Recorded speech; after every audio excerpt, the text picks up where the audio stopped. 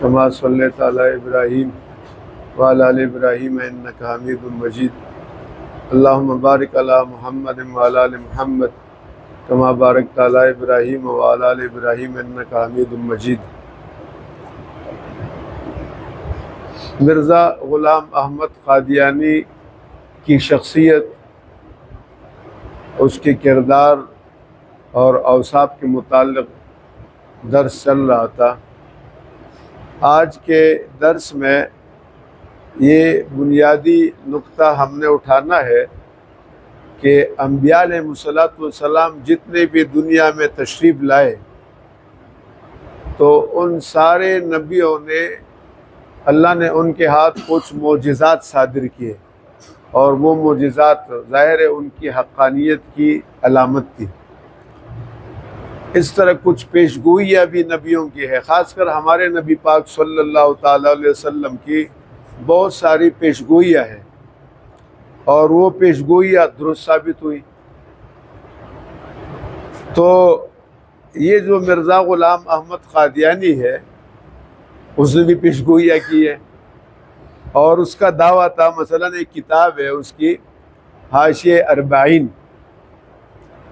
اربعین کے صفحہ 30 اور جلد نمبر 4 میں وہ لکھتا ہے، اگر ثابت ہو جائے کہ میری 100 پیشگوئیوں میں سے، یہ بات یاد رکھیں، اگر ثابت ہو جائے کہ میرے 100 پیشگوئیوں میں سے ایک بھی جھوٹی نکلی تو میں اقرار کروں گا کہ میں کاذب ہوں۔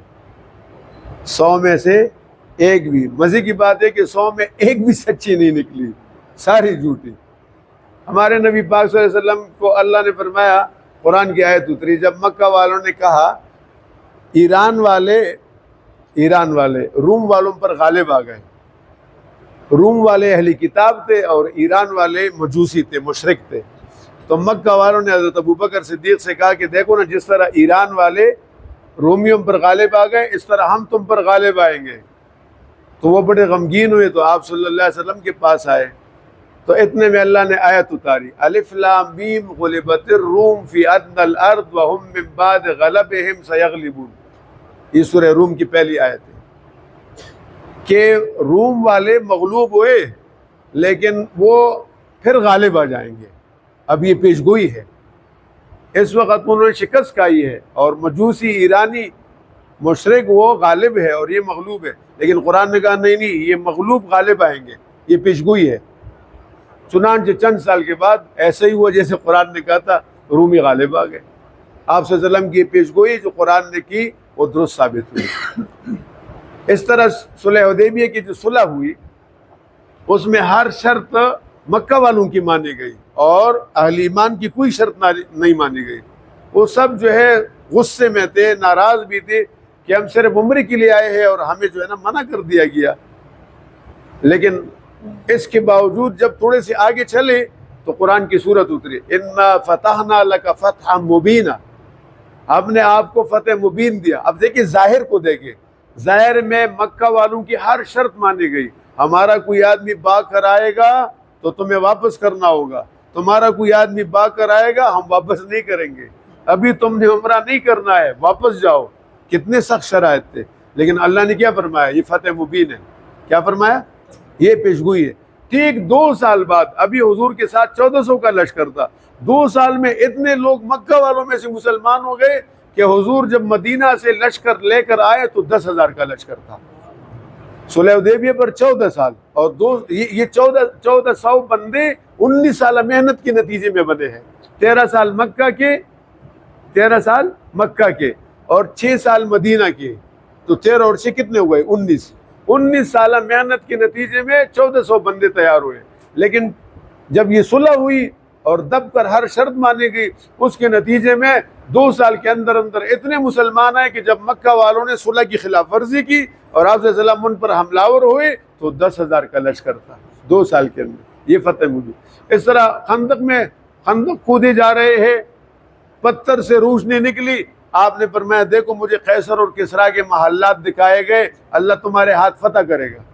جو منافقین کو بات پہنچی نا، منافقین نے کہا یہ دیکھو حال یہ ہے کہ دشمن کے خوف سے خندق کود رہے کہ ہمارے طرف دشمن نہ آئے، بھوک کا عالم یہ کہ پتھر بندے ہوئے ہیں اور خواب دیکھ رہے قیصر و کسریٰ کے محلات کا، مگر وہی ہوا کہ قیصر تو یہ پیشگوئی میرے نبی کی سچی ثابت ہوئی۔ اب مرزا کی پیشگوئی آپ کو ایک مثال بیان کرتے ہیں۔ مرزا قادیانی کی کتاب ہے تذکرہ، اس کی صفحہ 591 پر لکھتا ہے اپنی موت سے قبل اس نے پیشگوئی کی، ہمارا دعویٰ ہے کہ کہ ہم مکہ میں مریں گے یا مدینہ میں۔ کہاں مریں گے؟ مکہ میں یا مدینہ۔ کدھر مرا؟ لیٹرین میں، لاہور میں مر گیا۔ جھوٹا ثابت ہوا یا نہیں ہوا؟ دعویٰ کیا تھا اس نے کہ ہم کدھر مریں گے۔ اللہ کی شان دے کے زندگی بھر حج اور عمرے کی سعادت بھی نہیں ملی، ویسی بھی وزٹ کے طور پر بھی دیکھنا نصیب نہیں ہوا، مرنا تو دور، جھوٹا ثابت ہو گیا۔ ان کی کتابوں میں ان کے متعلقین نے لکھا ہے اعتکاف اور حج تک اور عمرہ تک نصیب نہیں ہوا۔ ایک اور پیشگوئی، پیر منظور محمد مرزا قادیانی کا ایک بڑا خاص مرید تھا، پیر منظور محمد۔ مرزا کو معلوم ہو کہ اس کی بیوی حاملہ ہے تو مرزا نے ایک پیشگوئی کر دی کہ ان کے یہاں لڑکا پیدا ہوگا۔ اس کی پیشگوئی کے الفاظ دیکھیں، پہلے یہ وحی الہی ہوئی تھی کہ وہ زلزلہ جو نمونِ قیامت ہوگا، اب اس نے پہلے کہا ایک زلزلہ برپا ہوگا، جیسے قرآن کی آیات میں ہے نا، تو ادھر سے نقل کر کے کہ زلزلہ، اس کی علامت یہ ہوگی کہ ان کے یہاں لڑکا پیدا ہوگا۔ اللہ کی شان دے کے لڑکی آ گئی۔ جھوٹا ثابت ہوا یا نہیں ہوا؟ اچھا، چالاک بڑا تھا، شاطر نہ، کہتے یہ مطلب تھوڑا تھا کہ اسی پیٹ سے اس کے بعد ہوگا۔ اللہ کی شان دے کے اس کے بعد عورت مر گئی، نہ رہے بانس اور نہ بجے بانس، قصہ ختم ہو گیا۔ اسی طرح جناب والا اس نے ایک پیشگوئی کی، اس نے کہا امام مہدی اور مسیح موعود کی علامات، اپنے آپ کو مسیح موعود کہتا تھا، اور نشانیوں میں یہ ہے کہ مکہ اور مدینہ کے درمیان ریل گاڑی چلے گی 3 سال کے اندر۔ کتنے عرصے میں؟ اور یہ پیشگوئی اس نے 1907 میں کی۔ کب کیا؟ 1907 میں۔ تو اس کا مطلب یہ کہ 1910 تک ریل گاڑی کا نظام چلنا چاہیے مکہ اور مدینہ میں۔